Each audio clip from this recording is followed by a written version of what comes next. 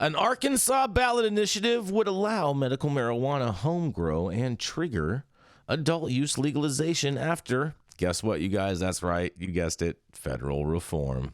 A marijuana industry group on Friday proposed a constitutional amendment to improve patient access to medical cannabis and legalize the drug for adult use purposes in Arkansas if it becomes legal under federal law.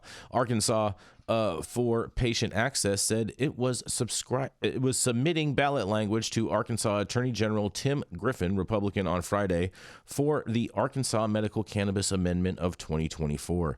The ballot initiative would make it legal for patients to grow their own cannabis at home and make a series of changes to Amendment 98 to the Arkansas Constitution, which Arkansas has ratified back in 2016 to legalize medical cannabis for medical use. The tweaks comprise a wish list for patients as well as cultivators and dispensaries, in quotes.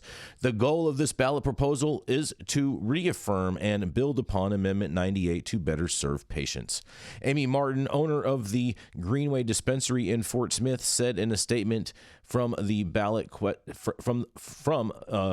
from the ballot question committee, says this amendment reflects a commitment to the principles established by the state's voters.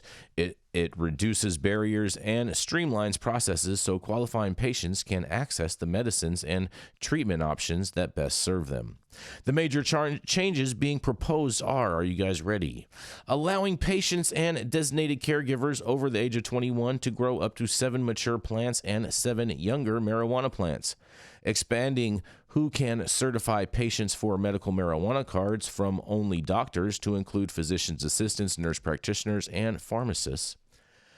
Permitting providers to qualify patients based on any medical need rather than state's current 18 qualifying conditions. That's a big one right there. Allowing healthcare providers to conduct patient assessments via telemedicine. Expanding access to out-of-state residents by recognizing patient cards from other states or allowing non-residents to obtain Arkansas patient cards. Oh, wow, they got reciprocity in there. And abolishing application fees for patients seeking registry ID cards. Increasing the expiration date for new patient cards from 1 year to 3 years. And the proposal would also create a adult use cannabis trigger law permitting adults to possess up to an ounce of cannabis if the federal government removes marijuana from the schedule of controlled substances or if marijuana possession is no longer a federal crime. Interesting. Under the trigger position, commercial growth and distribution would be limited to cultivation facilities and dispensaries currently licensed under Arkansas medical marijuana law. And a similar provision in the Arkansas adult use amendment offered by the industry back in 2022 led to it being voted down at the ballot box. Attorney David Couch, who drafted Amendment 98, and patient advocate Melissa Fultz opposed the 2022 efforts, but they have made public their support for Arkansas Patient Access current efforts. The group said it was submitting the measure to Griffin's office on Friday. Through a spokesperson, said the office hadn't received it as of about 3:30 p.m., and the Attorney General has 10 business days to review the measure and ballot language to determine if it is sufficient to appear in the November ballot.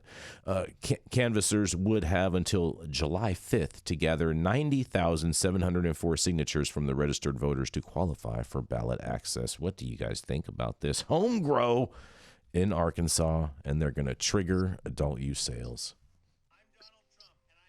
I think we're so jaded because we're used to the most cannabis freedom, and to see like incremental change like this is just like kind of meh to me. They technically have more. They technically would have more freedom with this because they're allowed 7 plants as opposed to 6 plants.